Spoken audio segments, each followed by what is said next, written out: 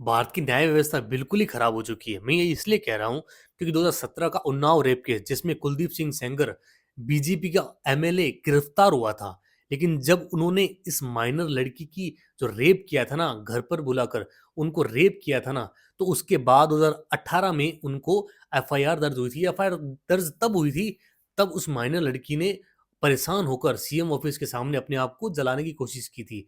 तब जाकर एफआईआर हुई। नहीं, उससे पहले पुलिस एफआईआर दर्ज नहीं कर रही थी क्योंकि देखो सीधी-सी बात है यार, एमएलए है, पावरफुल है, पुलिस उसके कंट्रोल में रहती है, उसके बाद एफआईआर दर्ज हुई थी। और यूपी में भी उन्होंने उनको क्या हुआ जब एफआईआर दर्ज होने के बाद, गिरफ्तार होने के बाद, उनके पिता को भी ना उल्टा गिरफ्तार कर लिया गया था और 10 दिन के अंदर कस्टोडियल डेथ हो गई उसके पिता की। ये कितनी दर्दनाक घटना है यार।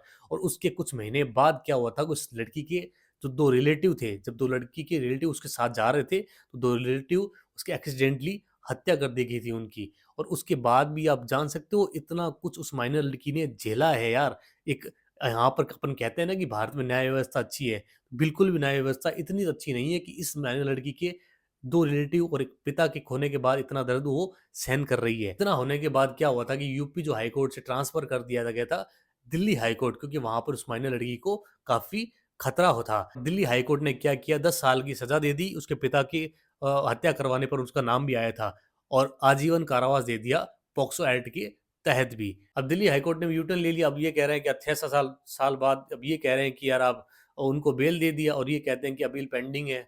हालाँकि रिहा नहीं किया गया है, अभी भी वो जेल में है, लेकिन फिर भी बेल दे दी गई है। अब उस लड़की का डर ये रहेगा अगर ये बाहर निकल गया ना, तो ये उनको ज़िंदा नहीं छोड़ेगा। हो सकता है उनको जान से मारने की भी धमकियाँ मिले और जान से भी मार दे। क्योंकि जिस तरीके से उनके पिता की हत्या की गई थी, उनके 2 रिलेटिव की हत्या की गई थी, ये भी था। आपने कुछ महीनों पहले ये भी सुना होगा ना, निठारी कांड, जिसमें सुरेंद्र कोहली और मोनिंदर सिंह को रिहा कर दिया गया था यार। आप खुद जानते हो कि इस तरीके से न्याय व्यवस्था भारत में चलेगी, तो यार एक एलीट क्लास के लोग ही इस चीज़ में सर्वाइव कर पाएँगे। जो गरीब लोग हैं, जो पुअर है, जो इस तरीके के पैसा अफ़ोर्ड नहीं कर पाते, उनके साथ हमेशा गलत होगा।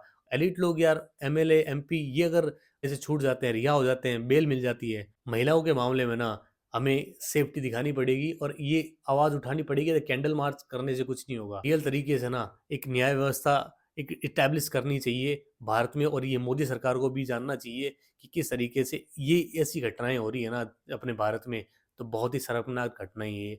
ये आगे विश्व में ये भारत को जो छवि होती है ना भारत की, वो खराब करने के लिए काफ़ी है। देखो यार, ये इस तरह की घटनाएँ होंगी तो।